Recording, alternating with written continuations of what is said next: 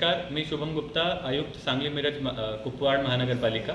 सांगली आणि मिरजचे सर्व नागरिकांना माझे आवाहन आहे की सध्या नदी पातळीवरनं 30,000 क्युसेकचा विसर्ग चालू आहे। आज दुपारी 12 वाजतापासून 40,000चा विसर्ग एकूण सोडण्यात येणार आहे। सरासरी कृष्णा नदीवरनं 42,100 क्युसेकचा विसर्ग होणार आहे।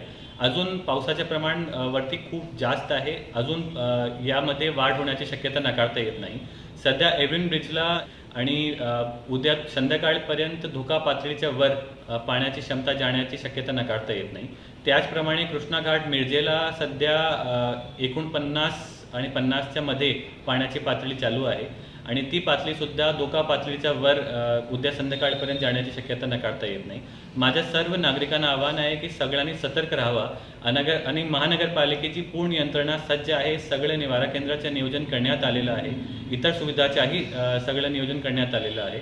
कुठलीही प्रकारची अडचण असली तरी आमच्याशी संपर्क करावा। कुठलीही भीती वाटण्याची गरज नाही आहे, पण सावधानी वाटण्याची गरज खूप जास्त आहे। तरी सावधान राहा आणि महानगरपालिकेची वेळोवेळी देण्यात येणारी सूचनाची काटेकोरपणाने पालन करा आणि जेव्हा जेव्हा आपल्याला स्थलांतरण करण्याची किंवा इतर प्रकारची सूचना देण्यात येतील त्याप्रमाणे त्या सूचनाचे पालन करून आमचे सहकार्य करा। धन्यवाद।